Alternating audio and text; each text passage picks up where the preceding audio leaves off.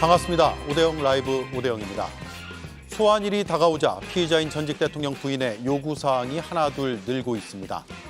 혐의별로 다른 날에 나눠서 조사를 하라. 각각의 출석일 사이에 3, 4일의 휴식을 보장하라. 오후 6시 전에 조사를 마쳐라. 특검은 당연히 거절했는데 일반 피의자라면 상상도 못할 일을 김건희 피의자가 하고 있습니다. 짚어보겠습니다. 17% 국민의힘의 지지율이 또 최저치를 경신했습니다. 30대에선 8%, 서울에선 11%, 중도층에선 12%가 나왔습니다. 단도직입에서 국민의힘 혁신을 외치고 있는 당대표 후보 조경태 의원을 인터뷰하겠습니다. 함께할 네 분을 소개해드리고 이수진 앵커의 브리핑으로 시작하겠습니다.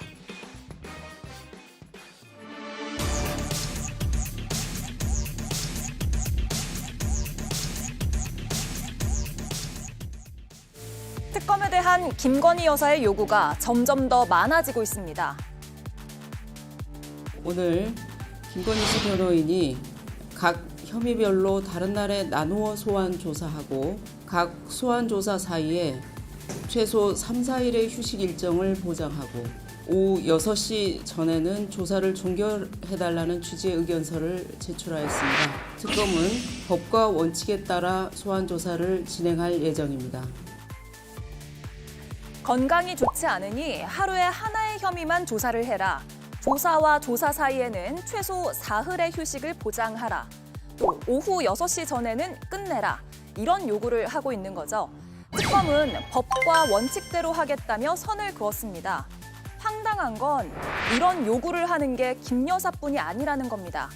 김건희 집사 김예성 씨도 아내에 대한 출국 금지 조치를 풀어주면 한국으로 들어와서 조사를 받겠다 했다고 합니다. 한편 내란 특검은 한덕수 전 총리 자택 등에 대한 압수수색을 진행했습니다. 몇 달 전 대선에 출마를 하겠다고 해서 경찰이 경호를 했던 그 집에는 오늘 아침부터 수사관들이 투입됐습니다. 혹시 허위 공문서랑 위증 말고 또 어떤 혐의 들여다볼 텐지 알 수 있을까요? 오늘 압수수색 대상 어떤 것들 혹시 보셨나요? 문 닫겠습니다. 가짜 계엄 선포 문건을 만든 혐의에 대해 특검은 약 6시간에 걸쳐 물증 찾기에 나섰습니다. 네, 한덕수 전 국무총리 자택 등 압수수색을 했습니다. 직접 소환 조사를 한 지 22일 만의 일입니다. 압수수색을 마쳤고 수집한 증거를 바탕으로 한 전 총리를 추가로 소환하겠다라고 밝혔습니다. 피의자인 건 분명하고 허위 공문서 혐의 등을 받고 있다고 하는데 구체적으로 어떤 걸 수집해 갔을까요? 압수수색에서 김용남 의원님. 그러니까 그 12월 3일 비상계엄 선포 전에는 그 국법상의 행위는 국무위원들의 부서가 들어가야 됩니다. 그리고 대통령의 그 국정과 관련해서는 문서로 그 작성이 돼야 되는데 그런 절차가 하나도 없었던 것이죠. 그래서 이 문제를 뒤늦게 깨닫고 사후적으로 비상계엄 선포 문건을 만들었던 것인데 이 사문서와 달리 공문서는 그 내용의 진실성도 보장이 되어야 됩니다. 예. 그러니까 사실은 12월 6일 날 사후적으로 만들어내면서 마치 12월 3일 비상계엄 선포 전에 이런 문건을 만든 것처럼 작성을 하면 안 되는 것이죠. 예. 그 내용이 사실과 다르면 허위 공문서 작성과 동행사로 형사처벌을 받도록 되어 있습니다. 그래서 이거에 가담한 혐의가 있는 것이고 한덕수 전 총리의 경우에는 사실은 그 국회에서의 위증 혐의도 있어요. 그리고 그뿐만 아니라 지금 내란 범죄와 관련해서 이른바 주요 임무 종사자 내지는 적어도 방조 혐의는 성립하지 않느냐, 이 부분도 아마 특검의 수사 대상이 될 것 같습니다. 예. 추가 소환을 언급했네요, 특검이. 추가 소환 가능성 배제할 수 없죠. 지금 추가 소환하겠다는 게 특검이 갖고 있는 기본적인 방침이고요. 지금 김용남 의원님 말씀하신 것처럼 한덕수 전 국무총리 같은 경우에는 계엄이 있었던 12월 3일에 윤석열 전 대통령이 국무회의를 소집하기 전에 현장에 있었고 국무회의가 있기 전에는 본인은 계엄과 관련해서 어떠한 움직임도 알지 못했다라고 했었는데 지난번 그 경찰 조사 결과 CCTV 상에서는 계엄과 관련한 문건을 검토하는 것이 잡혀 있다라고 해서 한 차례 조사를 받았고 두 번째 혐의는 고의로 이 공문서를 위조한 혐의를 받고 있는 거죠.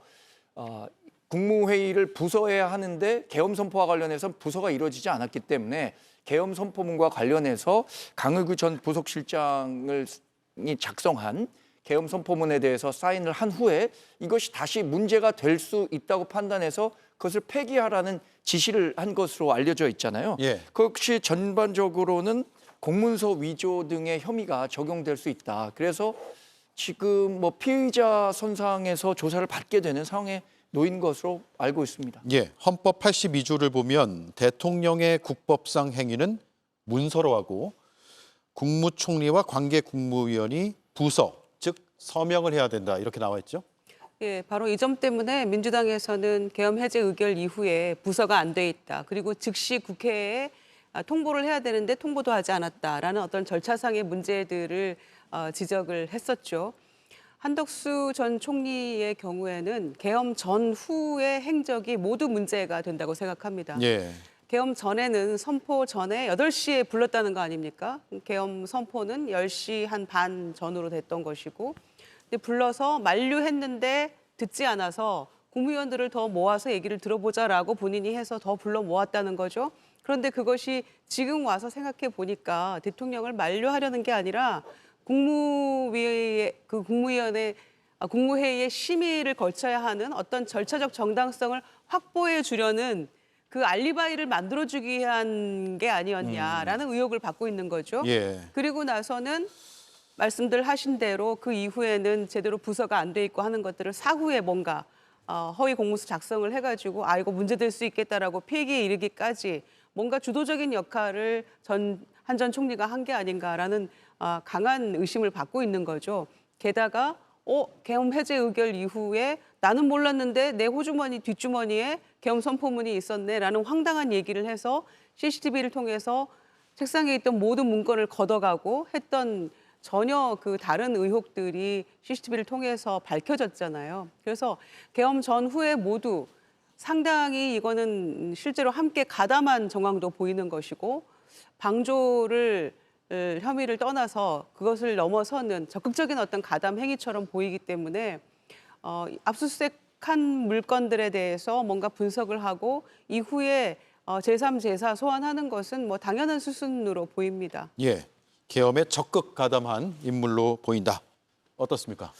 계엄 당시에 그 이후에 국회에 나와서 한 발언이라든지 그리고 주장했던 내용들이 지금 내란 특검이 착수가 돼가지고 수사하는 과정에서 나타나는 걸 보면 조금씩 앞뒤가 바뀌고 있기 때문에 아마 일단은 오늘 압수수색을 기점으로 해서 이제 피의자 신분이 되고 수사의 내용은 아까 말한 그 계엄 관련된 국무회의 문건을 만들었다는 허위 공문서하고 예. 그다음에 유증이라는 이제 두 가지의 단순한 혐의로 갖고 시작을 할 것 같습니다만 앵커께서 말씀하신 것처럼 그 수사가 계속 그 파고 들어가다 보면 계엄이라고 하는 이걸 지금 내란 혐의로 지금 형사재판을 윤석열 대통령이 받고 있는 거 아니겠습니까? 그럼 내란 혐의에는 이제 우두머리라는 표현이 있고 그다음에 주요 종사자가 있고 단순 가담이 있기 때문에 아마 주요 종사자나 단순 가담 정도의 수사 결과에 그 정리되는 내용을 봐서 아마 추가적으로는 단순한 허위공문서 작성 동행사와 유증이 아니라 그 넘어서서 아마 내란 혐의와 관련돼서도 행여라도 당시 국무총리였기 때문에 이 계엄 선포 당시 어떤 활동 정도, 참여 정도를 봐서는 내란 혐의와 관련돼서 추가적인 입건이 되지 않을까라는 좀 우려가 나오고 있는 것 같습니다. 예. 자, 전직 대통령 부인이 소환을 앞두고 있습니다. 조사 방식에 대해서 이렇게 해달라, 저렇게 합시다. 이런 요구를 하고 있는데요. 특검은 딱 잘랐죠. 다시 한번 들어보겠습니다. 오늘 김건희 씨 변호인이 각 혐의별로 다른 날에 나누어 소환 조사하고 각 소환 조사 사이에 최소 3, 4일의 휴식 일정을 보장하고 오후 6시 전에는 조사를 종결해달라는 취지의 의견서를 제출하였습니다. 특검은 법과 원칙에 따라 소환 조사를 진행할 예정입니다. 내일 오전 10시에 유경옥 전 행정관, 오후 5시에는 정지원 전 행정관을 소환 조사할 예정입니다. 네, 혐의별로 다른 날짜에 조사해달라. 그리고 소환 조사를 하고 나면 3, 4일 휴식을 보장해달라. 6시 전에 조사를 끝내달라.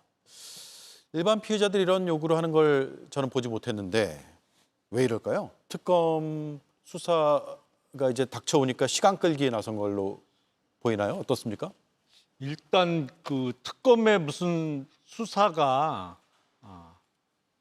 프로야구 선발 투수 로테이션 시스템도 아니고 예. 저건 프로야구 할 때 선발 투수들이 보통 한 번 던지고 나면 사나흘 쉬고 또 나오잖아요. 아, 예.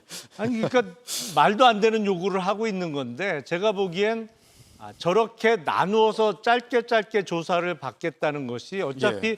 조사가 어느 정도 이루어지고 나면 특검에 의해서 구속영장이 청구가 될 텐데 그때 법원의 영장 재판에 나가서 내가 이렇게 여러 차례 소환 조사에도 매번 응했다.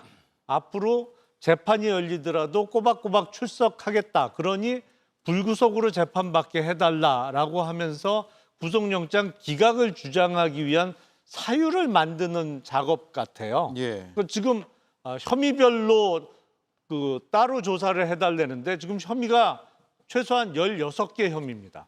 그러면 적어도 16번의 출석이 이루어져야 된다는 얘기인데 하루에 한 개 혐의에 대해서만 조사를 받겠다는 것이니까 거기에 사나흘의 텀을 두면 사실은 2달에 걸쳐서 뭐 16번 이상 출석하는 시스템이 될 텐데 그렇게 되고 나면 법원의 영장재판에 출석해서 강변을 하겠죠. 내가 수십 번의 소환에도 다 응했고 앞으로 재판에도 꼬박꼬박 출석하겠다. 그러니 구속해서는 안 된다는 그 핑계를 만들기 위한 것인데 저런 주장을 하는 피의자는 제가 지금 법조인 된 지가 만 30년이 좀 넘었는데 처음 봅니다. 처음 본다. 프로야구 선발 투수 로테이션도 아니고 3, 4일을 달라고 한다. 프로축구도 3, 4일 정도 쉬죠. 한 경기 치르고 나면 피로 회복을 위해서. 어떻습니까? 정광재 위원 보기에는 왜 이런다고 생각하세요? 일단 모든 국민은 법 앞에 평등하다고 하잖아요. 김건희 여사가 전 대통령 부인이기는 하지만 지금은 자연인이고 특검 조사에 대해서 이렇게 본인의 요구 사항을 그 특검 측에 전달할 위치에 있지 않은 것은 분명해 보입니다. 과거 전 대통령 부인 시절에도 검찰 조사를 받는 과정에서 여러 특혜 의혹이 있었죠. 그것이 국민 눈높이에 맞지 않는다는 이유로 당시에도 상당한 여론의 이 반감을 사기도 했었는데 지금 이런 주장을 한다는 것이 저는 국민 눈높이에 전혀 맞지 않다고 생각합니다. 예. 다만 전직 대통령 부인이기 때문에 특혜를 받는 일도 없어야 하지만 그렇기 때문에 차별을 받는 일도 없어야겠죠. 워낙 많은 혐의를 받고 있습니다. 16개의 혐의를 받고 있기 때문에 이것이 한 번의 조사가 가능한 수준은 아니라고 봅니다.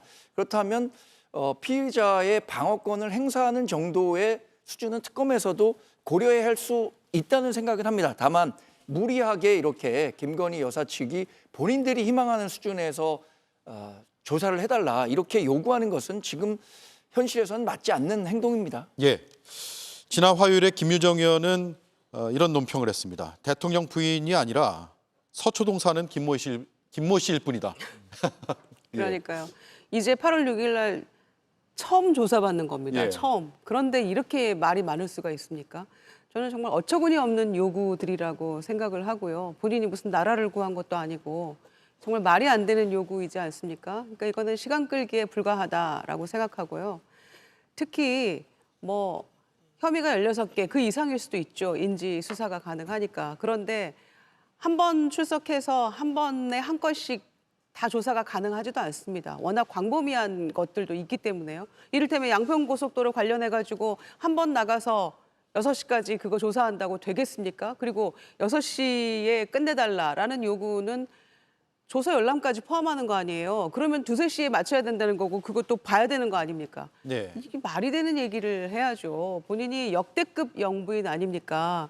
그러면 속지 않은 심정으로 성실하게 조사에 임해야지 이렇게 말이 많을 이유도 없을 뿐더러 요즘 정말 드라마인지 유행하는 그 단어가 떠오르는데 너 뭐 돼? 이런 얘기들 많이 하더라고요. 예. 정말 평범한 어떤 일반 시민이 일반 국민이 특검을 상대로 혹은 검찰을 상대로 이런 얘기를 디테일하게 요구를 하면서 마치 명령하듯이 이건 협의도 아닌 것 같아요. 이런 얘기를 누가 감히 할 수 있겠습니까? 그러니까 아직도 제정신 못 차리고 특권 의식에 쩔어서 이런 요구들을 하고 있는데 정말 국민들이 보는 국민들이 이 폭염에 더 덥지 않겠습니까? 예. 기가 찰 일입니다. 예.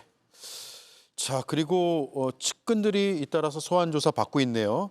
결국 이제 2주 안 남았는데 소환일 앞두고 측근까지 다 이제 조사 마친 다음에 최종적으로 피의자 신분으로 조사하겠다라는 계획인 것 같아요.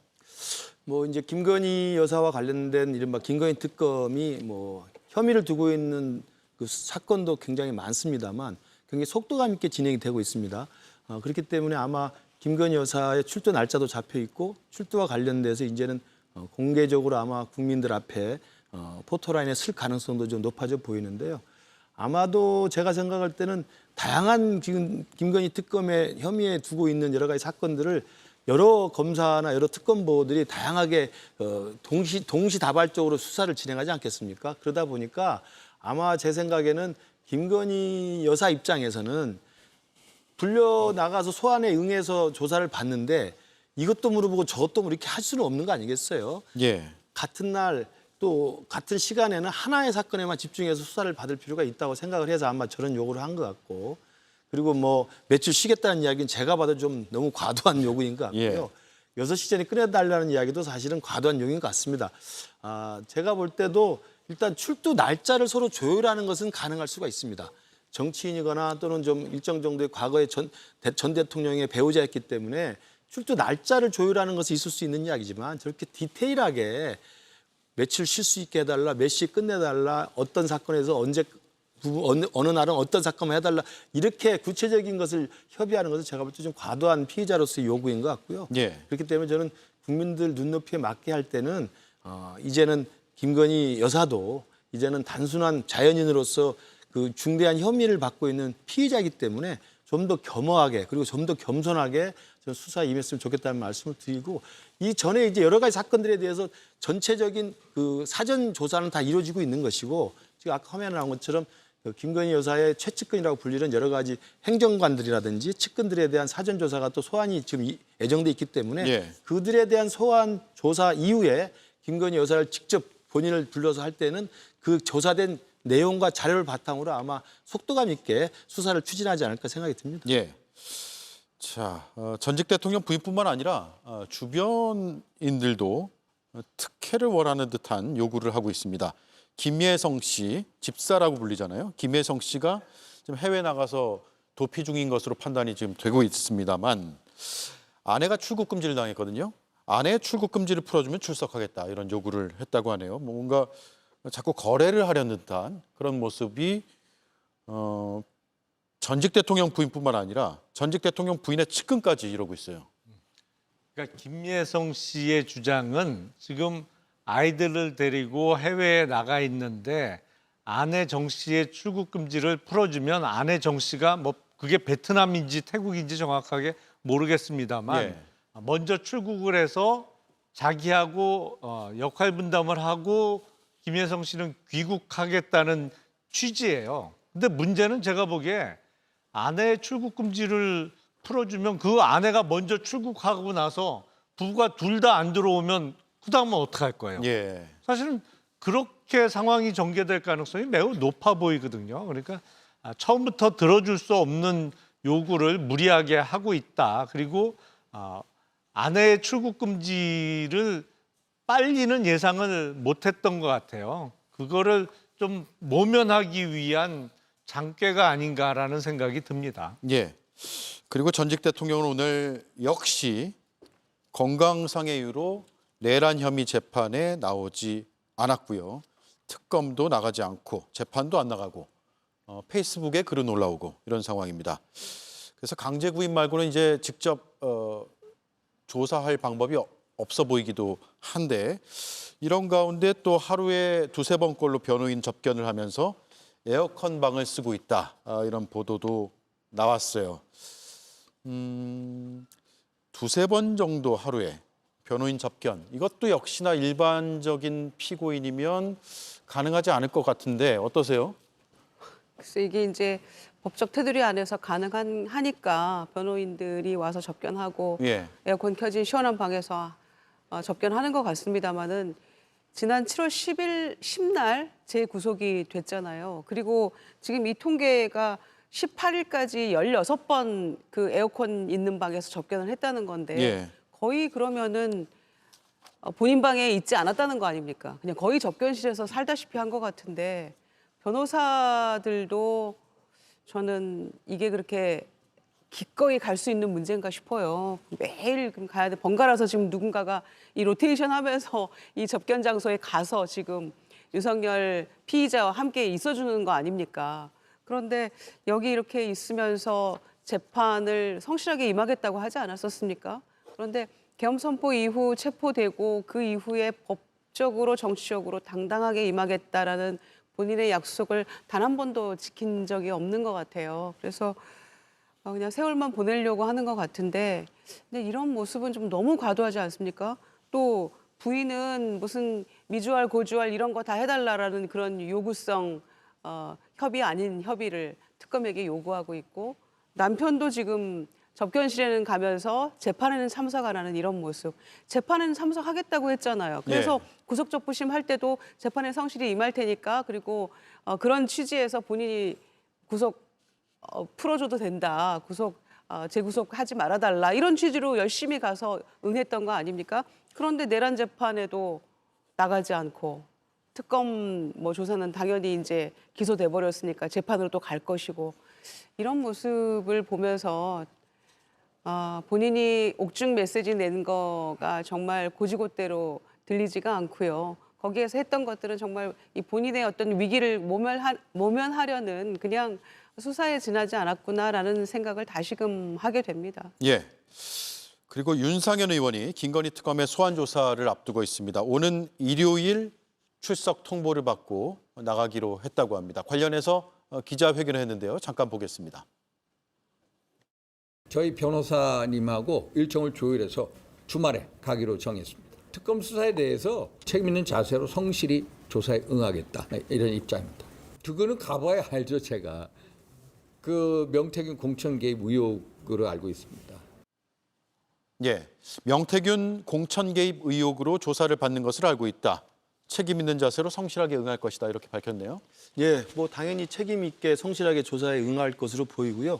아마 우리 당의 다선 중진 의원이시고 또 그동안 친윤계 중에서도 이제 대통령하고 가장 막역하게 소통했던 분이고 그렇기 때문에 지금 받고 있는 특검의 혐의는 아시는 것처럼 지난해 그 지방선거 때 같이 치러졌던 보궐선거, 그 보궐선거의 공천관리위원장을 맡지 않았습니까? 예. 그렇기 때문에 시청자 여러분이 기억하시겠습니다만 명태균 씨와 당시 윤석열 대통령과의 통화 녹취 내용이 공개가 된 적이 있잖아요. 예. 그래서 거기에서 이제 등장하는 또 당시 공관위원장이었기 때문에 윤상현 의원에게 전화해볼게 이런 말이 나왔기 때문에 워딩이 나왔기 때문에 아마 특검으로서는 조사를 안 할 수가 없는 상황일 거고요. 아마 그런 내용을 중심으로 해서 명태균이 윤석열 당시 대통령과 통해서 또는 김건희 여사와 통해서 당시의 여러 가지 공천 과정에 어떻게 개입했는가를 밝혀내는 중요한 저는 요소라고 생각을 합니다. 그래서 아마 이번 주말에 가서 조사를 받기로 했다면 참고인은 아닐 것이고요. 아마 예. 피의자 신분으로 조사를 받을 가능성이 크고 그렇다고 한다면 지금 최근에 권성동 의원이나 이철규 의원이나 등등에 대해서 소환 조사도 지금 매구돼 있고 또 압수수색도 하고 있습니다만 우리 당의 지금 중진 의원을 포함해서 적지 않은 우리 현역 의원분들이 세 가지 특검에 의해서 이래저래 지금 수색도 당하고 또 소환이 예정돼 있고 소환이 된 상태여서 네. 정말 우리 당으로서는 뒤에 이야기가 나오겠습니다만 전당대회 앞두고 이게 위기를 어떻게 모면하고 위기를 다시 해소할 수 있을 것인가에 대한 구체적인 불안감이 있는 데다가 또 외부적으로는 특검의 이 공세에 의해서 많은 분들이 지금 줄소환에 돼 있어서 내후외환의 상황이라고 아니할 수가 없을 것 같습니다. 예, 이미 소환됐거나 소환일이 확정된 의원이 2명이고요. 소환이 예정된 것으로 보이는 인물들 권성동 의원, 원희룡 전 장관, 임종득 의원, 이철규 의원, 추경호 의원, 전 원내대표죠. 등등이 지금 소환 예정으로 보이는 상황입니다. 더 늘어날 수도 있을 것 같으세요? 어떻습니까?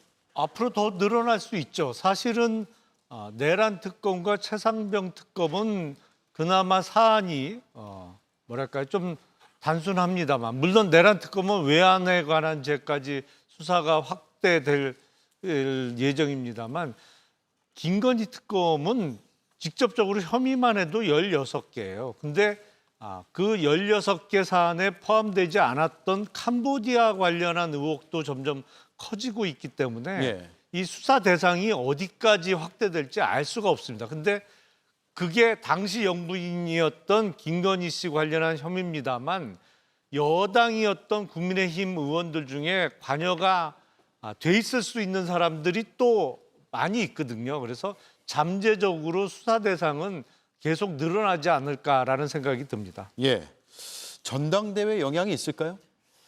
뭐 전당대회 8월 22일 날 이미 확정이 됐기 때문에 개최나 뭐 흥행에 악재는 될 수 있겠습니다만 8월 22일 전당대회는 이제 기정사실로 받아들여셔야 할 것 같고요. 저는 이 특검이 처음부터 출범될 때부터 우리 당이 걱정했던 부분이 상당 부분 현실화되고 있다고 생각합니다. 그러니까 우리 당 소속 의원들에 대한 참고인이든 피의자든 줄소환이 예정돼 있는데, 일반적으로 국민들은 특검에서 부른다, 뭐 참고인이 됐든 피의자가 됐든 부른다는 것 자체만으로도 저 사람에게 죄가 있다, 이런 인식을 갖게 될 가능성이 크죠. 그러나 실제 재판까지 가서 그 사람이 실제 법적으로 책임이 있는지 없는지는 상당히 오랜 기간이 지난 다음에야 판결이 날 수밖에 없거든요. 그런 측면에서 우리 당이 상당히 좀 고전하는데, 국민들로부터 이렇게 여러 따가운 질책을 받고 있는데 이 특검의 수사도 영향을 미칠 수밖에 없다고 생각합니다. 예, 알겠습니다. 다음 이슈로 넘어가죠. 이수진 앵커의 브리핑입니다. 살아가는 우리 당을 반드시 재건하고 젊고 강한 대표가 되겠습니다. 주진우 의원도 국민의힘 당대표 선거에 출사표를 던졌습니다. 그런데 일부 기자들의 관심사는 특검에 쏠려 있었습니다. VIP 경로 당일 02800-7070으로 걸려온 전화를 받은 기록이 존재하고, 특검도 이 통화 경위를 살펴봐야 한다고 밝힌 바 있어서인데요. 주 의원은 이렇게 답했습니다.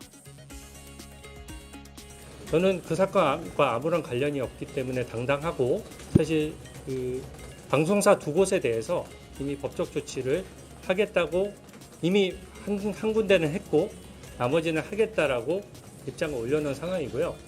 제가 출마 선언을 하자마자 이미 입건되지도 않고 소환조차도 되지 않은 저에 대해서 무슨 특검의 조사 대상이라고 민주당에서 얘기하는 것은, 저는 역설적으로 국민 여러분과 당원 여러분께 민주당이 진짜 두려워하는 사람이 누군지를 정확히 보여줬다라고 생각합니다.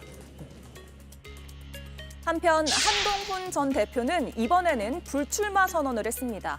기득권 다툼 대신 현장에서 당원이 주인이 되는 정치를 하겠다는 겁니다. 보수가 다시 자랑스러워지도록 보수 어게인이 필요하다고 적었는데요. 그런데 지표로 나온 국민의힘 상황은 좋지 않습니다. 국민의힘 지지율은 17%로 역대 최저를 기록했고, 이 중 30대 지지율은 8%로 한 자릿수로 나타났습니다. 예, 여론조사 자세하게 뜯어보겠습니다. 더불어민주당 43%, 국민의힘 17%가 나왔고요. 국민의힘이라고 당명을 바꾼 뒤에 가장 낮은 수치라고 합니다. 그리고 이 17%를 더 들어가서 보면 30에서 39세까지는 국민의힘이 8%가 나왔고요. 네, 그리고 40대가 11%, 나타났고요. 민주당과는 좀 반대 방향으로 가고 있는 것 같습니다. 50대도 13%, 60대가 23%로 나타났습니다. 그리고 지역별로 볼까요? 서울이 11%, 경기가 17%, 호남 7%, 부산, 울산, 경남 19%, 강원, 제주가 12%. 강원에는 국민의힘 의원들이 여럿 있는데 12%가 제주하고 합쳐서 나왔네요. 정광재 의원님, 예. 17%라는 수치는 지난 조사에 비해서 더 떨어졌고 상당히 위기감을 느낄 것으로 보이는데 바깥에서 어떻습니까? 당 안에는? 당 분위기는 아주 침체되어 있습니다. 네. 사실 8월 22일 전당대회를 앞두고 있기 때문에 전당대회라는 게 전 당원이 모여서 새로운 지도자를 뽑고 이 당원의 축제가 돼야 하는 자리임에도 불구하고 최근에 우리 당을 둘러싼 당 안팎의 상황이 굉장히 어렵죠. 우선 특검 수사가 본격화되면서 앞서 언급했던 것처럼 우리 당에서 오랫동안 정치를 했었던 분들이 어떤 식으로든 피의자가 됐든 참고인이 됐든 조사를 받으면서 대중에게 좋지 않은 메시지를, 이미지를 주고 있고요. 당 지지율은 지금 국민의힘으로 이름을 바꾼 후에 이 여론조사뿐만 아니라 모든 여론조사가 거의 최저 수준까지 떨어졌습니다.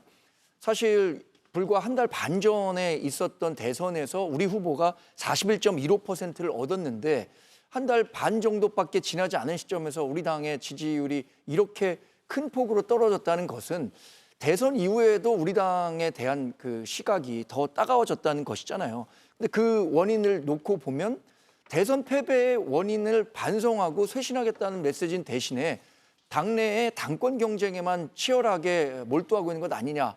그리고 또 2, 3%밖에 안 되는 강성 지지자들을 얻기 위해서 나머지 10%, 15% 넘는 중도 지지자들을 포기하고 있는 것 아니냐라는 시각 때문에 이런 그 현상으로 이어지고 있다고 생각합니다.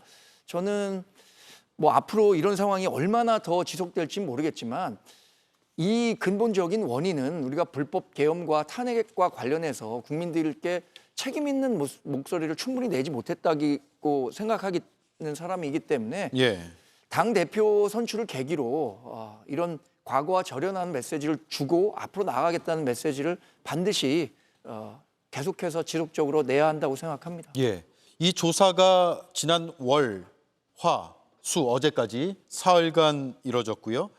무선 전화 면접 100%로 조사가 됐습니다. 서울의 송파병 당협위원장 맡고 계시잖아요. 유권자들 만나면 어떤 이야기를 많이 듣습니까? 정말 참담할 정도로 우리 당 입장에서는, 그리고 우리 당의 당원들이나 지지자분들도 거의 지금 사실은 TV를 거의 안 본다는 분이 많을 정도로 사실은 의기소침해 있습니다. 그런데 저는 많은 부분이 제일 중요한 것은 우리 당이 그동안 대선 패배 이후에 스스로 혁신하고 반성하고 국민들께 새롭게 태어나는 모습을 보이지 못하는 그런 혁신의 실패, 그리고 구태와 기득권의 온전이라고 하는 저는 이런 다람쥐 쳇바퀴 돌듯이 하는 이 싸움 속에서 오히려 우리 당을 그나마 지지했고 우리 당을 통해서 보수 정당으로서의 희망을 가지려고 했던 많은 국민들이 오히려 그냥 그 기대마저 포기하는 자포자기의 저런 처지까지 왔기 때문에 저는 이런 최악의 수치가 나왔다고 생각을 합니다. 예컨대 전화를 여론조사에서 돌릴 때 전화 자체 받는 걸 거부하거나 여론조사 기관이라고 했을 때 끊어버리는 경우가 더 많아졌거든요. 그러니까 저는 무력감을 넘어서서 자포자기의 수준까지 와버린 게 아닌가라는 참담한 생각이 들고요. 아까 정광재 대변인 말씀하신 것처럼 그렇기 때문에 저는 최악의 상황이니까 오히려 더 8월 22일로 예정된 우리 당 전당대회에서 당 지도부를 구성하는 이 정말 가열찬 치열한 논쟁을 통해서 지금 이대로 폭망할 것인가, 아니면 앞으로 나아가면서 미래를 향해서 새롭게 발돋움을 할 것인가에 대한 정확한 당원들과 국민들의 선택을 받아야 된다고 생각을 하고요. 그 관건은 아까 말씀하신 것처럼 계엄을 옹호하는 듯한 분위기. 그러니까 과거에 지금 전환길 씨라든지 아니면 전환길 씨를 둘러싸고 있는 이른바 윤 어게인 세력들이 당내에 와서 스멀스멀 기어 들어와서 당의 일정한 목소리를 내고 있고, 오히려 우리 당의 대표로 출마하겠다고 선언한 분들 일부 후보들은 그 전환길 씨를 안고 가자고 하는 상황이기 때문에 국민들이 봤을 때는 이걸 계엄을 옹호하는 거 아니냐라고 하는 의구심을 갖기에 충분하거든요. 그리고 나아가서는 지금 윤석열 전 대통령이 이미 탄핵이 됐고 그리고 지금 실제로 형사 피고인으로서 재판에 지금 나가고 있는 상황인데 그 윤석열을 살려내겠다고 윤어게인을 부르짖는 상황이 돼버리니 우리 당으로서는 정말 한 발짝도 앞으로 나가지 못하는 지금 처지에 있는 것 같습니다. 그래서 지금 최악의 상황입니다만 오히려 그렇기 때문에 8월 20일 전당대회를 통해서 이 최악에서 기사회생할 수 있는 반전의 계기가 전당대회를 통해서 당원들의 힘을 모으는 계기가 됐으면 좋겠습니다. 예. 김민정 의원님. 예. 무풀보다 악플이 낫다고 하잖아요. 예. 그런데 국민들이 아예 관심이 없는 것 같습니다. 말씀하신 대로 지금 국민의힘 당대표가 전환길 씨인 줄 알걸요. 아, 제일 예. 많이 보이고 지금 당을 쥐었다 놨다 쥐락펴락하고 있는 인물이기 때문에 그런 국민의힘을 보면서 국민들이 어떻게 지지를 할 수 있겠습니까? 이제 바닥을 치면 올라갈 일만 남았다라고 스스로 위안하기도 합니다만 이제 지하로 파고들었단 말도 합니다만은 제가 보기엔 아예 싱크홀이 있는 것 같아요. 더 밑으로 지금 침잠하고 있는 중인 것 같은데 예. 조사를 거듭할수록 최저치를 경신하고 있지 않습니까? 지난주에 국민의힘으로 이름 바꾼 이래로 지난 조사에서 19% 최저치였다 이랬는데 이번 주는 17%니까 다음 주는 또 어떻게 될지 모르는 거죠. 그런 상황에서도 대선 그러니까 계엄 내란 사태 이후 대선 패배 이후에 지금 이 순간까지도 당에서 아무런 혁신이나 또는 사죄하는 마음이나 이런 거조차 없이 여기까지 온 거예요. 그러면서 혁신위는 계속 꾸려가고 있는데 아무 의미가 없고 그다음에 이제 전대 앞두고 거기에 다 묻혀버리는 거 아니겠습니까? 과거에는 그 국민의힘 전신당에서는 당명을 바꾸거나 혹은 단체로 의원들이 국민들께 무릎 꿇고 큰절하면서 죄송합니다 하는 모습이라도 보였거든요. 네. 그런데 지금 그럴 마음조차 의지조차 없는 것 같아요. 그러니까 그게 진정성이 있건 없건 그런 가시적인 모습이라도 보이는 게 마땅한데 그조차도 없기 때문에 저는 거의 무풀 수준에 이르는 게 아닌가 생각을 하고요. 전대를 통해서 어떤 혁신을 꾀할 수 있을지는 지켜봐야 될 문제인 것 같습니다. 예. 중도층을 보면 12%가 국민의힘을 지지한다라고 응답을 했습니다. 아, 중도층 12%. 이것도 굉장히 심각해 보이네요. 김병남 의원님. 사실은 이 정도 수치면은 아주 조그만 소수당도 아니고 의석 100석 이상을 갖고 있는 제1야당 입장에서는 간단하게 설명드리면 망한 거죠. 당이 망한 상황이에요. 그러니까 최근에 이재명 정부가 출범한 지 한 50여일 됐습니다만 장관 인사청문회를 통해서 문제가 제기되는 장관 후보자들 때문에 어떻게 보면 유일하게 좀 악재가 있었던 기간이거든요. 최근 며칠 사이가요. 한 일주일 이상이. 근데 그럼에도 불구하고 국민의힘의 지지율은 반사 이익을 얻어서 올라가기는커녕 오히려 더 떨어졌어요. 이건 무슨 얘기냐면 국민들이 보시기에 지금 집권 세력이 잘하든 못하든 국민의힘을 제1야당으로서 대안 세력으로 보지 않는다는 얘기거든요. 흔히 예. 국민의힘을 양남당이다 이렇게 얘기를 합니다. 그러니까 서울의 강남과 영남에서만 선거를 주로 이긴다고 해서 양남당이라는 별명이 붙어 있었는데 지금 여론조사를 보면 양남당도 아니에요. 영남에서도 TK 지역에서만 조금 앞서거든요. 예. 그러니까 부울경 지역에서는 오히려 더 밀리는 것이기 때문에 지금 이런 상황이라면 영남도 아니고 그냥 TK당, 지역당으로 불리우는 게 더 맞지 않나라는 생각이 듭니다. 예. TK당으로 불러야 된다.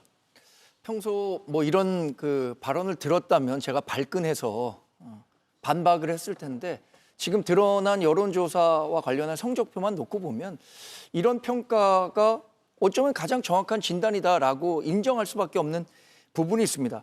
저는 정당 평가는 절대적인 평가의 기준도 있고 또 상대적인 평가의 기준도 있다고 생각하는데 물론 이재명 대통령이 이제 취임한 지 얼마 되지 않아서 허니문 기간이라는 특성이 있죠.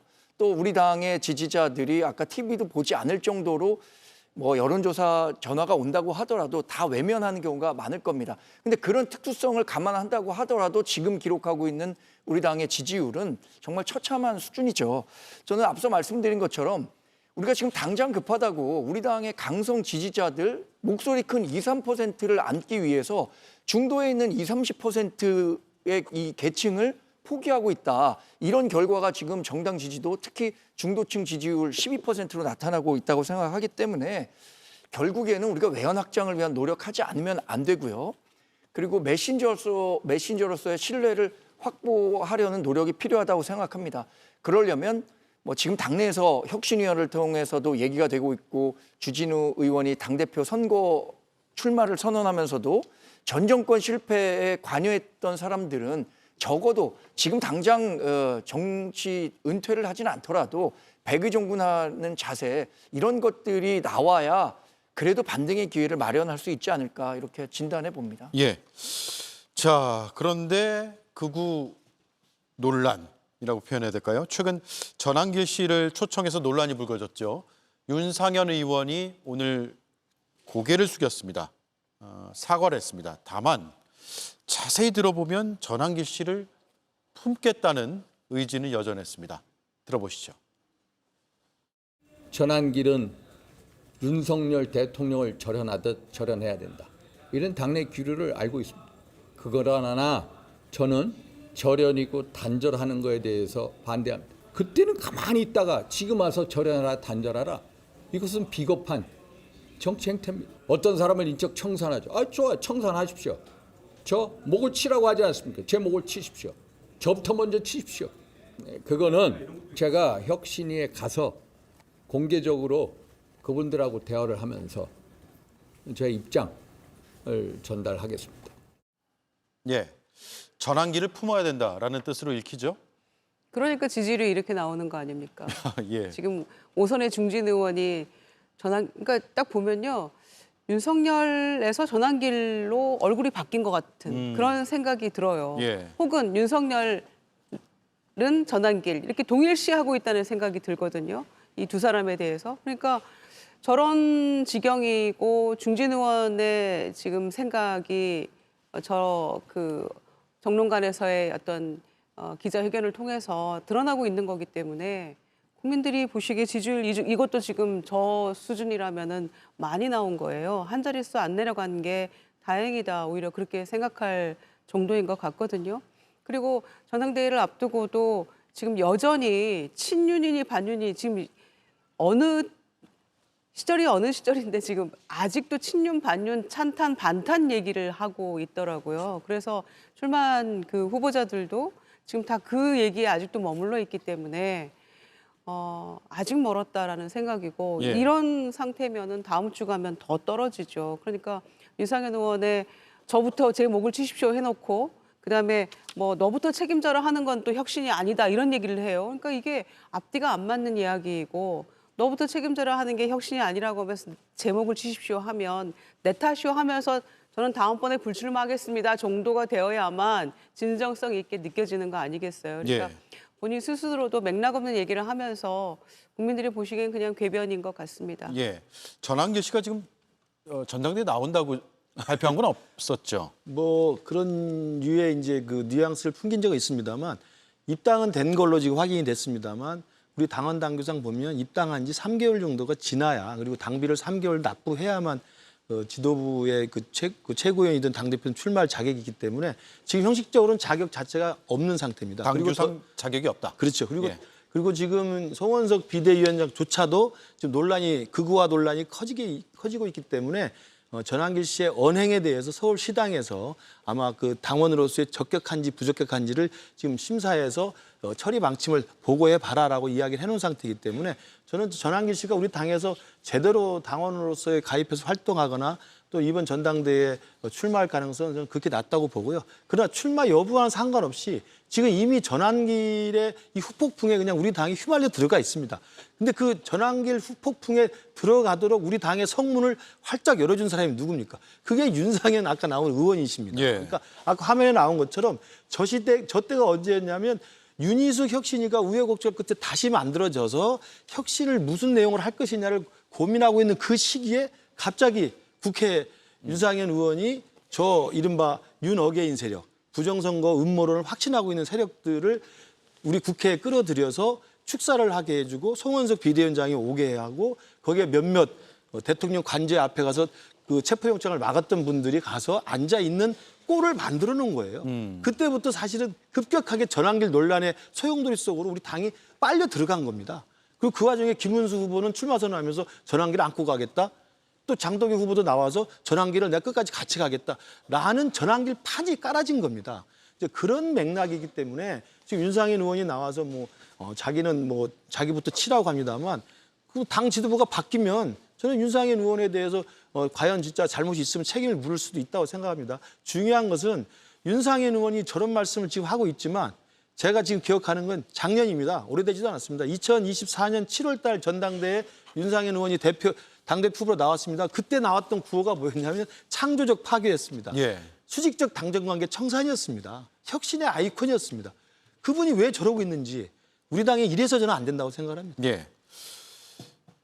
윤희숙 위원장이 스스로 거취를 밝히라면서 나윤, 장송 4명을 지목했죠. 지난주에. 그런데 제목을 치라. 저부터 먼저 치십시오. 이런 얘기를 합니다. 어떻게 칠 방법은 없는 거죠, 당에서. 아니 그거는 이제 치라고 했으니까. 지금 윤상현 의원이 제목을 치라 뭐 이런 그 진정한 의미는 제가 정말 잘못했으니까 제가 매를 맞겠습니다. 저한테 회초리를 드십시오. 이런 뜻이 아니잖아요. 지금 윤상현 의원의 앞뒤 말을 다 들어보면 제목을 치라는 저 말은 함 때려봐. 때려봐. 내가 가만히 있나. 예. 이런 의미예요. 그러니까 저게 예. 정말 자기 목을 치라는 취지가 아니고 한번 쳐볼려면 쳐봐. 이런 뜻으로밖에 해석이 안 됩니다. 예. 방법이 없다는 거죠.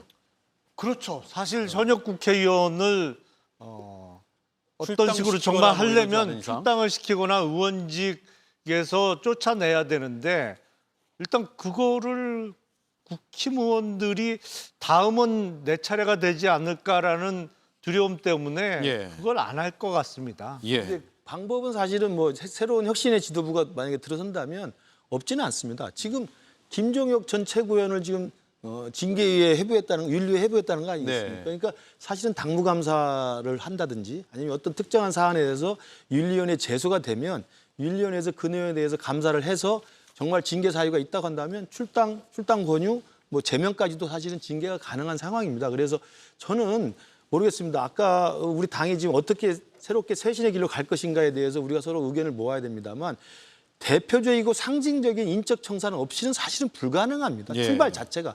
그렇다고 한다면 그게 윤한장송이든 아니면 제가 이야기했던 일사오적이든 예. 적어도 상징적인 가장 큰 잘못에 가까이 갔었던 분들에 대해서는 당의 정상적인 절차를 밟아서 새로운 당 지도부가 구성이 된다면 읍참마속의 심정으로 저는 윤리위에 제소를 하든 또 윤리위에서 징계를 하든 해서 예. 적절한 조치를 취하는 것이 저는 불가피하다고 생각합니다. 예. 지금 말씀하신 거는 사실은 제가 보기에는 이론적 가능성만 있는 겁니다. 실질적으로는 국민의힘에서 그런 일이 벌어질까? 저는 현실적으로는 가능성 거의 제로에 가깝다고 봅니다. 예. 현실적으로는 쉽지 않고 이론적으로는 가능하고 목을 칠 수는 있다. 이론상으로는. 인적 쇄신과 관련해서 지금 혁신위가 인적 쇄신 카드를 가장 먼저 꺼내든 거잖아요.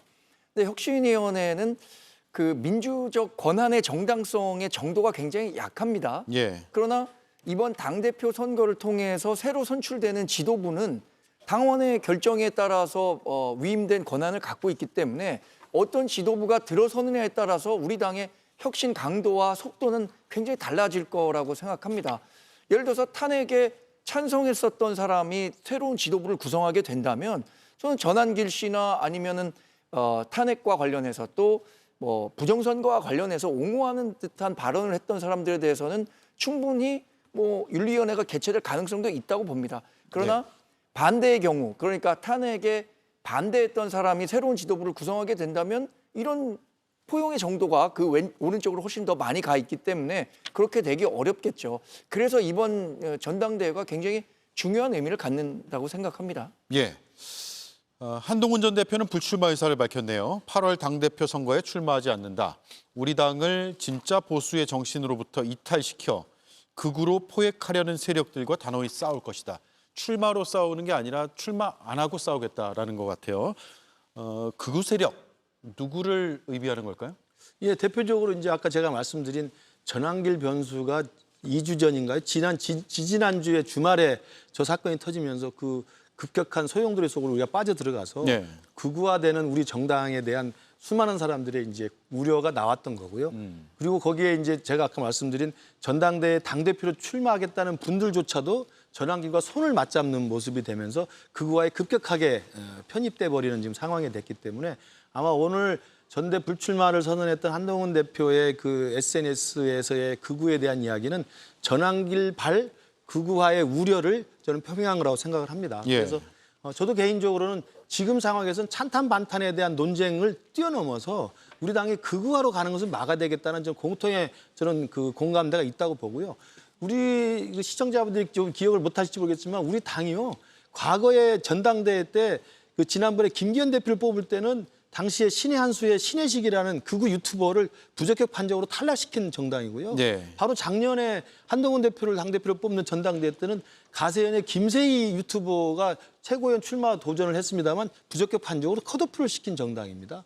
그리고 우리 당 최고위원이 정광훈 목사 앞에 가서 칭송했다고 징계를 했던 정당입니다. 예. 이게 바로 우리 정당이거든요. 그런데 이게 어느 날 갑자기 1, 2주 사이에 그런 극우화된 전환기를 필두로 해서 적지 않은 사람들이 극우의 그 소용돌이 색으로 급격히 편입되고 있기 때문에 저는 이 부분에 대해서 한동훈 전 대표가 불출마를 결심함으로써 오히려 극우화를 막는데 바깥에서 힘을 보태겠다. 저는 이런 뜻으로 해석을 해봅니다. 바깥에서 힘을 보태겠다. 출마를 했더라면 어땠을까라는 생각도 또 반면에 들어요. 그러니까 저는 판이 벌어졌는데 정치인이 그 상황을 외면하는 것처럼 보여서 밖에서 이를테면 뭐 극우 세력에 맞서는 개혁 세력 연대를 하겠다라고 얘기를 하고 있는데 사실 뭐 그 방법이 어떤 것인지 딱 떠오르지는 않습니다. 그동안 계속 개인 유튜브 하면서 많이 당원에 가입해 주십시오 하니까 이제 그 당원들은 뭐 투표권도 있을 것이고 예. 어떤 식으로든 전당대회에 참여는 할 수 있겠죠. 그런데 그렇게 하는 것이 실질적으로 어떤 도움이 될 것인가. 더군다나 윤희숙 혁신위원장을 뭐 의총에 뭐 불렀니 안 불렀니 이런 진실 공방을 하고 있는 지금 국민의힘의 현주소를 보면서 과연 그 개혁연대가 실질적으로 전당대회에서 혁신 지도부를 구성하는 데 성공할 수 있을 것인가 매우 회의적으로 보이는 측면이 있어요. 그래서 차라리 그냥 그리고 이를테면 지방선거 때 책임지고 물러가라라고 할 것이다. 지금으로 봐서는 굉장히 이 패배할 확률이 높기 때문에 이제 그런 얘기도 나왔잖아요. 예. 그러면 잠깐 하고 물러날 그 당대표를 왜 하느냐 이런 얘기도 하던데 저는 오히려 이렇게 그러면 그 전당대 그 지방선거가 끝나고 나면 이를테면 한동훈 대표 전 대표를 위한 뭐 딱 만들어진 판이 짜여질 수 있을까요? 예. 그때 가면은 그러면은 무엇이든지 할 수 있을 그 판이 본인이 원하는 방향대로 그렇게 기회가 올까요? 근데 그런 일이 난 좀처럼 일어나지 않기 때문에 저는 이번 기회에 그냥 출마를 해서 그 개혁 연대를 본인이 직접 전당대회에 뛰어들어서 꾸려서 하는 게 저는 맞을 것 같았거든요. 그런데 그렇게 하지 않았기 때문에 외곽에서라도 그러면은 잘 뭔가 이거를 메이드해서 잘 만들어서 뭐 언더진윤이건 또는 전환기 씨를 비롯해서 지금 말도 안 되는 이런 그 극우화로 가는 그 길목에서 반드시 저지해야만 김근식 교수님 말씀하신 과거에 정말 그 합리적인 어떤 보수 정당으로 거듭날 저는 마지막 기회가 될 거라고 네. 생각해서 모쪼록 잘 되길 바랍니다. 예. 여러 고민을 안 했을 수가 없죠. 한동훈 전 대표의 출마가 이번 전당대회의 가장 중요한 관전 포인트가 됐기 때문에 그동안 여러 언론에서도 출마한다 안 한다 여러 관측 기사가 나왔는데 최근에 한 전 대표를 그동안 뭐 정치적으로 도왔던 사람들의 의견을 정말 많이 구했습니다. 한 전 대표가. 뭐 김근식 의원을 비롯해서 저도 일정 정도 이번 당대표 선거에 출마해야 하느냐 그렇지 않느냐에 대한 조언을 했는데 주변 그룹들의 조언은 전체적으로는 이번이 그 한 전 대표가 등판할 가장 좋은 시기냐 그렇지 않다고 생각한 분들이 많았던 것 같아요.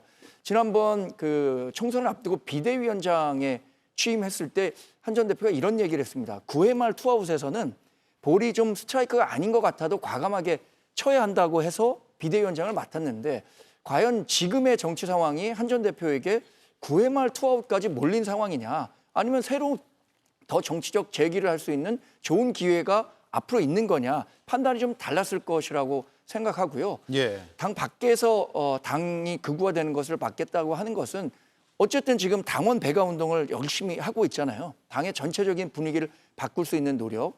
또 하나는 건전한 그 보수와 중도의 그 메시지를 낼 수 있는 정치적 플랫폼 이런 것들을 만들어서 우리 당에 계속해서 그런 변화의 그 방향을 제시해 주는 것 그런 것도 정치인으로서 할 수 있는 일이라고 생각합니다. 예, 알겠습니다. 시간이 다 됐네요. 헤어지기 전에 제가 시청자들께 먼저 말씀을 드려야 되는데 제가 내일이 마지막 방송입니다. 저와 이수진 앵커가요. 지금 보도도 나오고 있고 해서 말씀을 안 드리고 가면 안 될 것 같고 내일 정식으로 다시 한번 시청자들께는 인사를 드리겠습니다. 그리고 네 분의 패널들께도 좀 인사를 드리고 싶어가지고 특히 김유정 전 의원님 개근하셨습니다. 5대0 라이브에 단 한 번도 빠지지 않고 화요일, 목요일을 채워주셨고 또 시민 눈높이에서 속 시원하게 논평해 주신 게 기억에 많이 남습니다.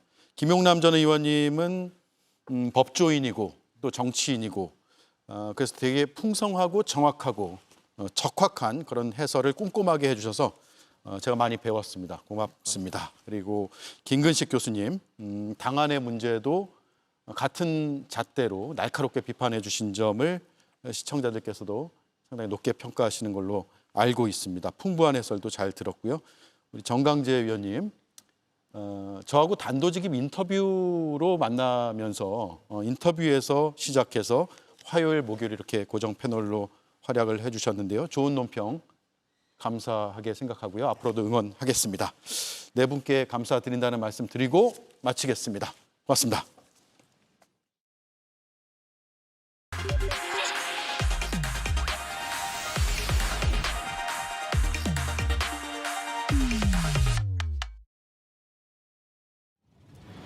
기본이 45명. 아까 제가 처음에 말씀드렸다시피 45 플러스 알파이죠. 왜 45 플러스 알파인가면은 지금 우리 당은 내란당의 오명을 지금 덮어서고 있는 정당입니다. 그러니까 내란 혐의가 있는, 내란에 조금이라도 어떤 혐의가 있는 사람들은 전원이 인적 청산, 인적 쇄신의 전 대상자가 될 수 있고요. 제가 당대표가 되면은 바로 국민 공모를 통해서 인적 쇄신위원회를 구성하고 또 징계 또는 처벌 또는 기준을 정할 것입니다. 네, 5대0 라이브의 간판 코너 단도직입을 시작하겠습니다. 최근 개혁과 혁신을 가장 많이 언급하는 정치인이 제 옆에 나와 있습니다. 육선 의원입니다. 국회 통틀어서 최다선 의원입니다. 조경태 국민의힘 의원입니다. 반갑습니다. 네, 안녕하십니까? 예, 전당대회 준비 잘 되세요? 네. 예, 최근에 뭐 여러 뭐랄까요? 혁신에 대한 그 요구가 당 밖에서도 많고요. 네. 그런 점을 언급을 많이 해주셨습니다. 일단 그 지금 여론조사를 보면 조경태 후보가 제일 앞선 것 같아요. 네. 최근에 여론조사 한번 보겠습니다. 조경태 16.8%, 김문수 15.2%, 한동훈 11.6%인데 한동훈 전 대표는 출마하지 않기로 했죠. 여론에서는 가장 앞선다. 이거 어떤 의미일까요? 아무래도 그 민심을 담아낸 그 일관성 있는 그런 모습에 대해서 국민들께서 반응을 하고 계신다 이런 생각을 하고요. 국민들께서는 우리 정통 정당 보수 정당이 우리 정당이 국민의힘이 건전한 야당으로 태어나기를 그런 간절함이 아마 저 여론조사에 묻어났다 이래 보고 있습니다. 예. 반면에 당원들에게서는 이만큼의 수치가 안 나올 수도 있다라는 분석들도 있더라고요. 그렇게 자체 분석하고 계세요? 사실은 이제 극히 정상적인 것은 이 방송을 보고 있는 우리 당원들께서 아마 보고 계실 텐데요. 저는 민심이 먼저 나가고 당심이 또 따라오는. 그다음 국회의원들 제일 뒤에 늦게 따라오죠. 그게 그런 흐름이 대체적으로 좀 과학적인 흐름이다라고 봤을 때 결국은 당심은 민심을 따라갈 수밖에 없다. 왜냐하면 정당의 가장 큰 목표는 민심을 얻어서 국민의 마음을 얻어서 정권 창출도 하고 선거에서 이기는 거 아닙니까? 그렇죠. 그러려면은 국민의 마음을 가장 많이 담아내는 그 민심을 거역할 수는 없지 않을까 이 생각을 합니다. 출마 선언문을 인터뷰 준비하면서 여러 차례 읽어봤는데요. 가장 눈에 띄는 건 역시나 많이 보도가 됐죠. 45명 플러스 알파 그리고 정통 보수를 재건하겠다라는 그 제목 자체인데 45명 플러스 알파가 혁신 대상이라고 말씀하신 거잖아요.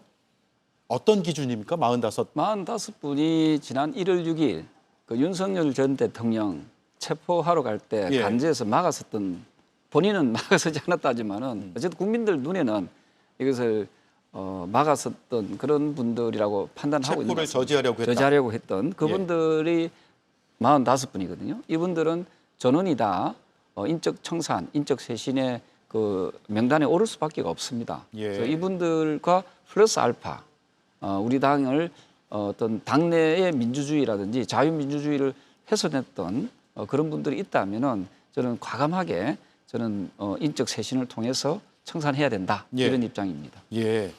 그럼 플러스 알파는 예컨대 지난 대선 과정에서 대선 후보 교체 네, 시도 그렇습니다. 이런 것들도 포함이 네, 되겠네요. 그런 분들도 계시고 또 내란의 혐의에 의해서 45명이 포함되지 않은 또 다른 또 그 분들이 계시거든요. 예. 그래서 강분미하게 인적 청산이 대상이 되고요. 이분들은 결국은 제가 어떤 재단하는 게 아니고 국민들께서 재단할 겁니다. 예. 저는 제가 당 대표가 되면은 빠른 시일 내에 인적 쇄신위원회를 구성합니다. 그 인적 쇄신위원회는 100% 국민 공모를 통해서 국민들께서 심판할 수 있도록, 예. 심판관이 될 수 있도록 하겠습니다. 예. 당 대표가 된다는 것은 그런 인적 청산을 당원들이 명령한 것이 되니까요. 예. 인적 쇄신위를 열겠다. 그런데 징계 또는 처벌 이야기도 하셨는데 네네. 이런 45명 플러스 알파의 그러면 출당까지도 생각하고 계세요? 저는 그분들이 이제 상중하로 나누도록 하겠습니다. 예. 그 상의 그 명단에 오르는 분들은 당연히 자진 출당, 자진 탈당 내지는 제명, 예, 징계까지, 제명이라는 그 제명까지 저희들 예. 강력하게 하도록 하겠습니다. 당내 지금 107석인데 네. 100석이 안 되더라도 무너져도 그렇습니다. 하겠다. 그게 저하고 김문수 전 대선 후보하고 차이점이죠. 예. 그분은 100석이 무너지면 안 된다고 하지만은 저는 그렇게 가서는 우리 당은 오늘 여론조사 보니까 10%대에 계속 머물고 있더라고요. 맞습니다. 예. 그렇다면은 각종 선거에서 질 수밖에 없습니다.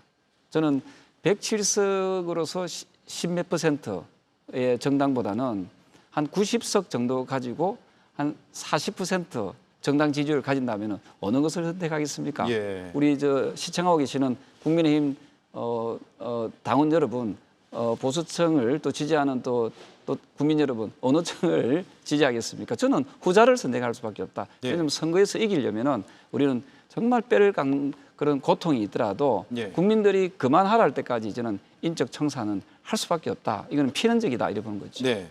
장동혁 의원이 인적 쇄신 이야기하니까 민주당 가서 대표하시라라고 발언을 했더라고요. 네.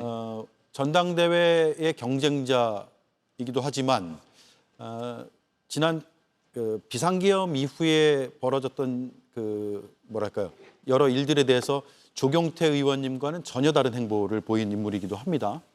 답하신다면요? 이미 제가 특정 인물은 거론하지 않겠습니다만 윤희숙 혁신위원장이 네 분에 대해서 거취를 결정하라고 하지 않았습니까? 예.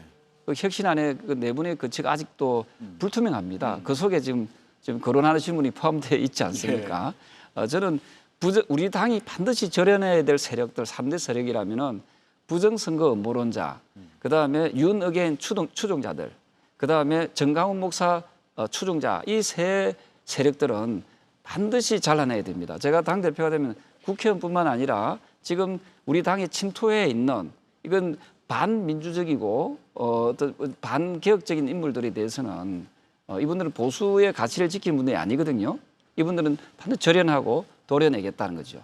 보수의 가치는 크게 네 가지를 보거든요. 예. 첫 번째로 헌법 수호, 그다음에 두 번째로 법치주의입니다. 그다음에 세 번째로 경제 성장, 네 번째로 사회 안정인데요. 결국은 첫 번째, 두 번째 헌법 수호와 법치주의가 무너지게 하는 그런 세력들은 저는 절연해야 된다 이렇게 예. 생각합니다. 그렇죠. 보수는 지키는 거잖아요. 그렇습니다. 헌법, 그렇습니다. 법률 지키자.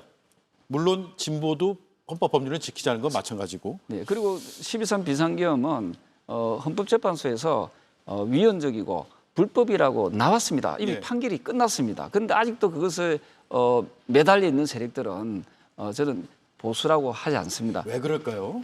아마도 그게 시청자들이 제일 궁금하실 것 같아요. 이분들은 여러 가지의 채널, 요즘 유튜브가 많이 유행이잖아요. 네. 그래서 어떤 알게 모르게 어떤 가스라이팅을 당하지 않았을까. 대통령 윤석열 전 대통령부터 해서 부정선거를 많이 언급하지 않았습니까? 저는 그런 분들이 우리 공당의 일원이 되어서는 안 된다 이렇게 보는 거죠. 예. 앞서 여론조사 말씀하셨는데 오늘 전국 지표조사를 보면 17% 나왔습니다.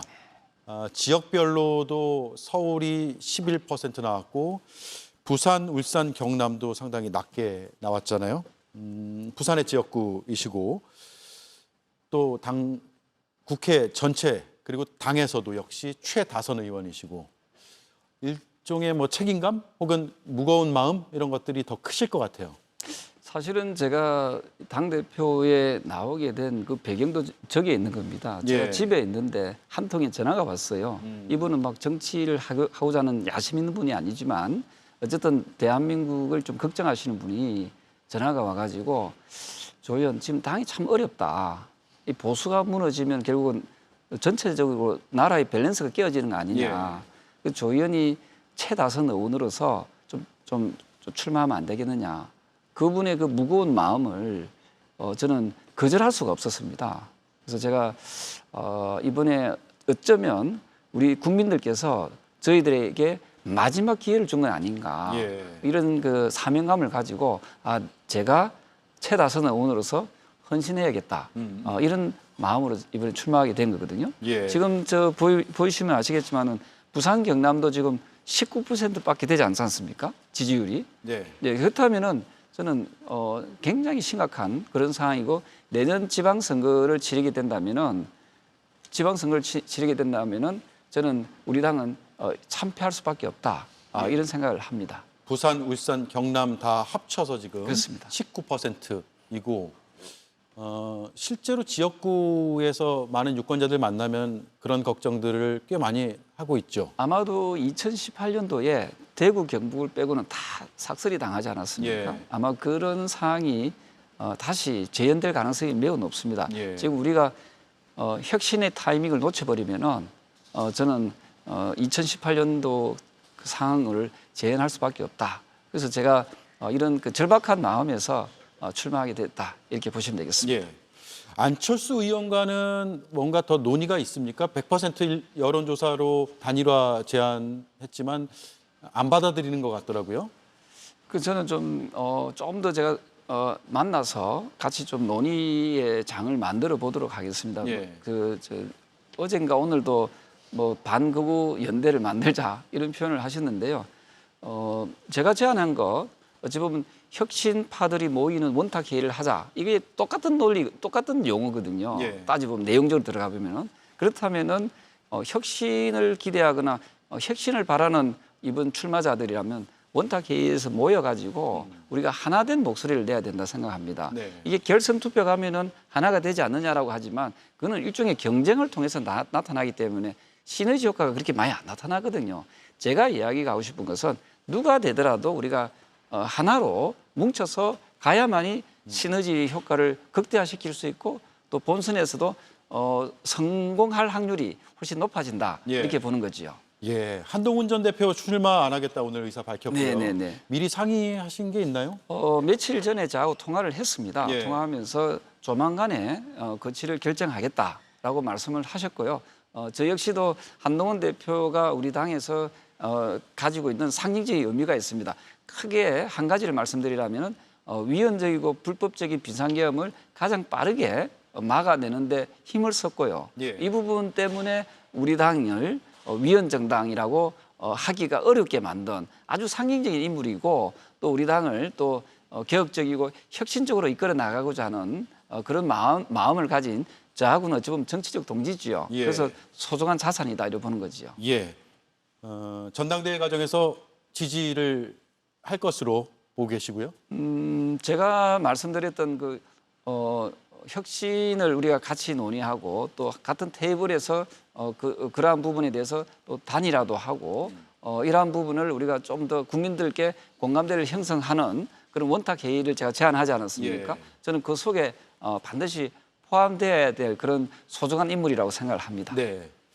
내일 박형준 부산시장 만나시고 27일에 오세훈 서울시장 만날 계획인데 역시나 혁신 얘기를 나눌 예정이죠? 그렇습니다. 이 두 분을 각각 만나서 지금 이분들이 가장 발등에 불 떨어진 분들이지 않습니까? 예. 내년 지방선거를 대비하시기 위해서는 지금의 정당 지지율로서는 상당히 어려움을 많이 겪을 거라 보고 있고요.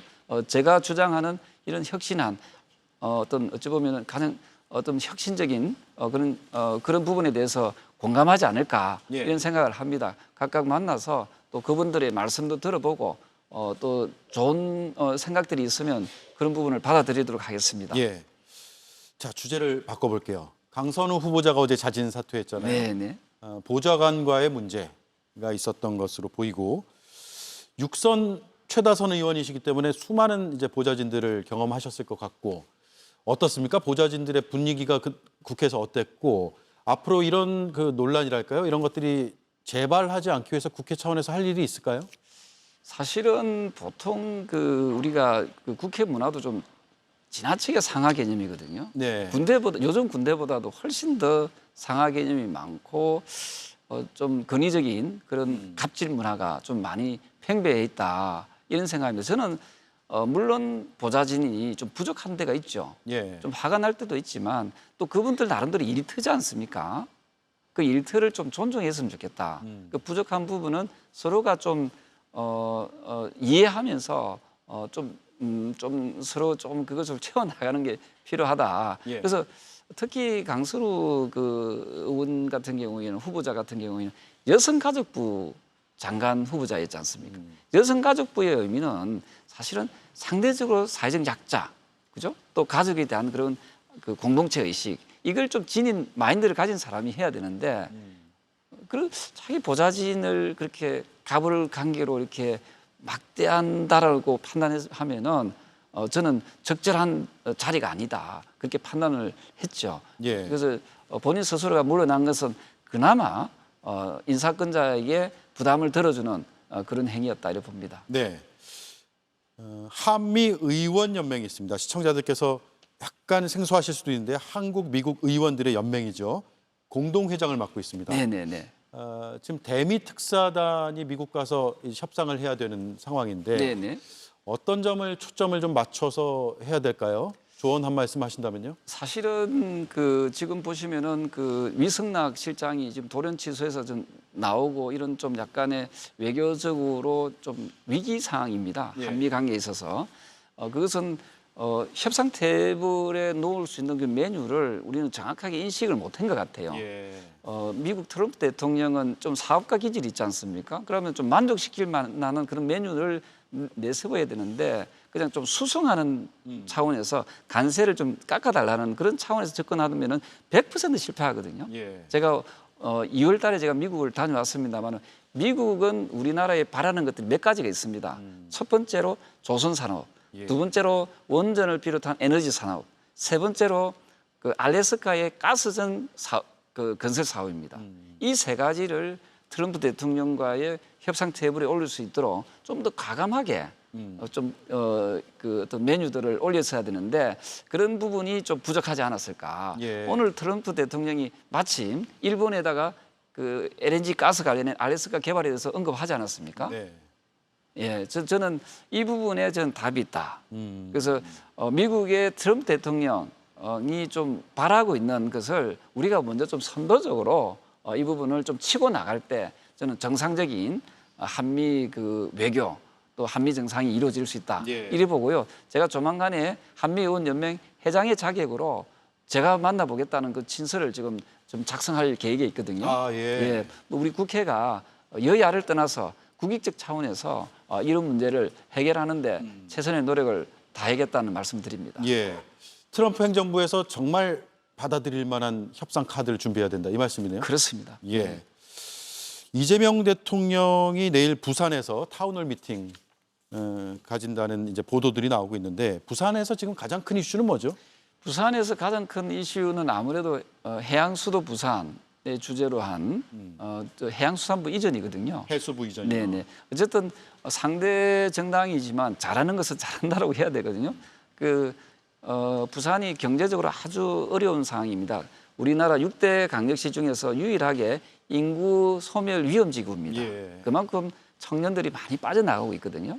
이랬을 때 해양수산부 이전이라는 것은 어쩌면 가뭄의 단비 같은 그러네요. 지금 그런 찬성 여론이 굉장히 높네요. 네네 그런 부분에 대해서 저는 뭐 적절하게 시적절하게 잘했다. 예. 저는 차라리 우리 부산 사람들이 많이 찍어줬던 윤석열 정부가 했으면 좋았을 텐데 예. 아마 그런 마인드가 없었던 것 같아요. 근데 이재명 정부는 어쨌든 우리 당이 집권했을 때보다도 국가 균형 발전에 대한 정신이라든지 그런 이념이 좀 더 살아있지 않는가 이런 생각을 합니다. 예, 잘하는 건 잘한다고 얘기를 해줘야 된다. 이 말씀이 인상적이네요. 자, 시간이 다 됐습니다. 건강한 야당이 필요하고요. 또 건전한 비판이 필요하기 때문에 역할이 상당히 크실 것 같습니다. 전당대회 잘 지켜보겠습니다. 네. 고맙습니다. 감사합니다. 네, 지금까지 육선의 조경태 국민의힘 의원을 만나봤습니다. 일상에 지쳐있다면 다운이 화이트 머스크로 힐링하세요. 최고급 호텔 스파에 있는 것처럼 화이트 머스크의 감미로운 향기가 온몸을 감싸 건조기 사용 후에도 향이 오래오래 다운이 화이트 머스크. 너 기름 너무 먹는 거 아니냐? 어쩔 건데. 기름 먹는 엔진 때 불스 원샷으로 잡는다. 연비의 샷, 불스 원샷. 상하이가 내게 남긴 것. 딤섬 물총쇼. 트립닷컴이 내게 남긴 것. 호텔 최저가 보장에 라운지 이용권까지. 남는 여행 트립닷컴.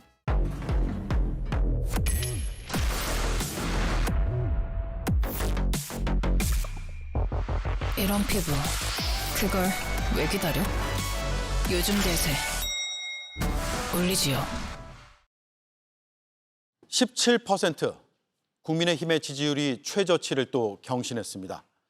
이유는 자명해 보입니다. 그런데 아직도 부정선거론자의 입당을 당의 다양성이라 말하고 극우화를 비판하는 목소리를 비판합니다. 이런 식이면 17이란 숫자, 그 이하의 가능성도 배제하기 어렵습니다. 이미 30대에선 8%, 서울에선 11%, 중도층에선 12%로 10%대가 붕괴됐거나 붕괴 직전입니다. 정치는 우리 삶을 규정하는 제도를 바꾸고 미래를 설계하는 일입니다. 건강한 야당으로의 탈바꿈이 시급해 보입니다. 앵커 한마디였습니다.